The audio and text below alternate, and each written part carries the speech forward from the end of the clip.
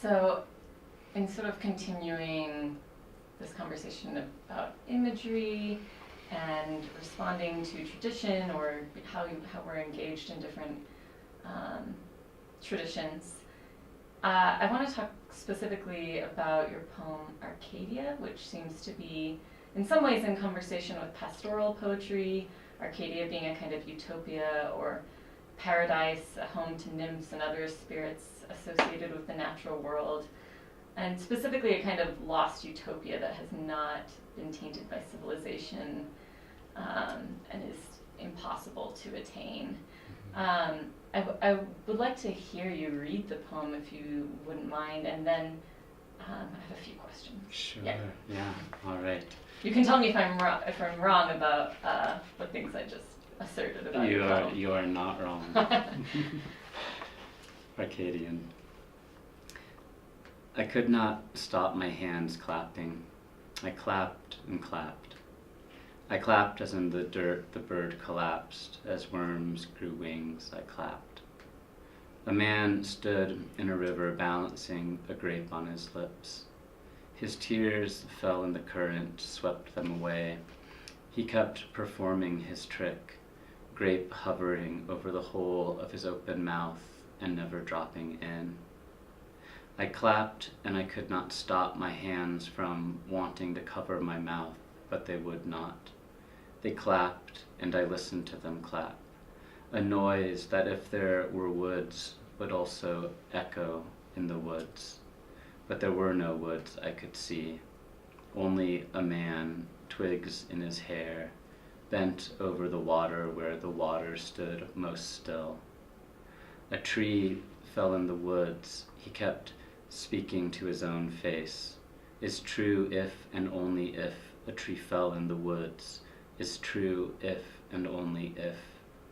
He kept speaking to his face in the water as I clapped, applauding the logic that needed no belief.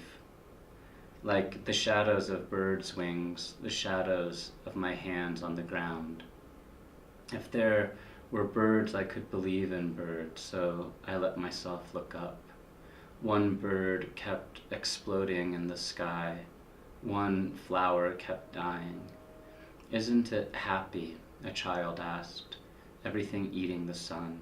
Isn't it happy? Isn't it? She asked, laying down on her back in the grass. Happy, everything eating the sun. Isn't it? Thank you. So I have a few questions that you could answer in any order. Okay. First of all, I'm curious about the significance of Arcadia as a site and a symbol. And then also, Sarah and I were both curious about the function of the irrational in the poem, and how literally are we to take the images in the poem. For example, the man with the grape floating above his lips, the clapping itself, which seems both joyous and frantic, the eating of the sun. Mm-hmm. Yeah, so Arcadia and the irrational. Yeah. Well, Arcadia was all those things you said, this place in the Greek imagination of kind of pure pastoral idyll in some way. And that pastoral tradition I find deeply moving, even as I find it, at a profound distance away from the particular hopes and realities of how a person might be able to dwell in the world that one might so deeply want to have the kind of peace of that place. And so it became, not simply a pastoral kind of image for me or place for me, but also a kind of imaginary one, an illusory one tied very deeply to a world that's been lost, and because it's been lost, a world tied very closely to death.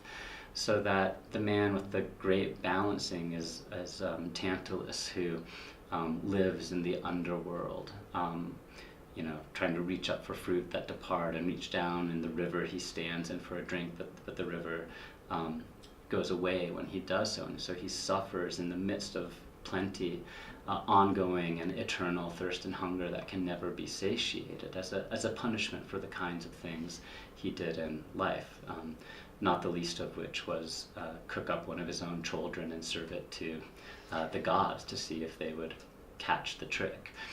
And Demeter, of course, ate the shoulder of his son Pelops, and that's the nature of that particular curse. And the man looking in the river is Narcissus, and who's a figure who plays often in my mind, Narcissus and Echo both. And so I was thinking, there's this way in which in the Greek imagination and the kind of beautiful and awful symmetry of it, that your own particular character, the turns of your character, the harm of your character, plays out eternally in your life. And I thought, well, in some odd way, I imagined that should I die and wake up tomorrow in Hades or some version thereof, that I'd wander around clapping, that I'd applaud everything and everyone, despite my ability,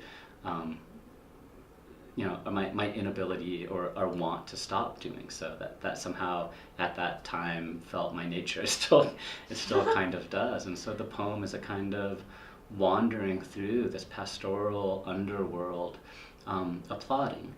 That language, the if and only if, stands in a kind of, which Narcissus is speaking, Okay. is tied to this thing I studied in graduate school. And I took a philosophy of language class where a philosopher named Tarski came up with this truth theorem that essentially is the snow is white if and only if the snow is white is true. A remarkably dissatisfying to a poet marker of the accurate truth language might present. And so the poem is also trying to push against these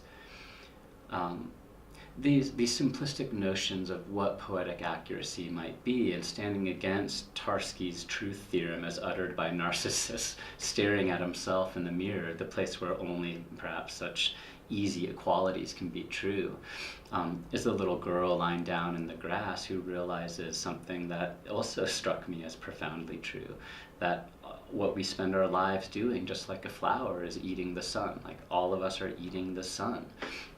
And that felt to me, the place in language, the kind of question that's both philosophical because it's actually filled with wonder, and because it's filled with wonder, is filled with error, but the error takes us to a greater sense of accuracy than any simple-minded repeating of accuracy might. And that feels to me one of the kind of lessons embedded inside poetic language, is to privilege those kinds of insights. So what might appear irrational is actually a interrogation of rationality as it's Yes. being presented to us. Yeah. As maybe untrue. Right, and the trap often that such rationality can dig us into, in the way that it just digs deeper the particular ruts and habits of a mind that makes the mistake of thinking it knows how to think. Poets, I think, don't know how to think. They want to, and that's, or at least the poets I love, do that.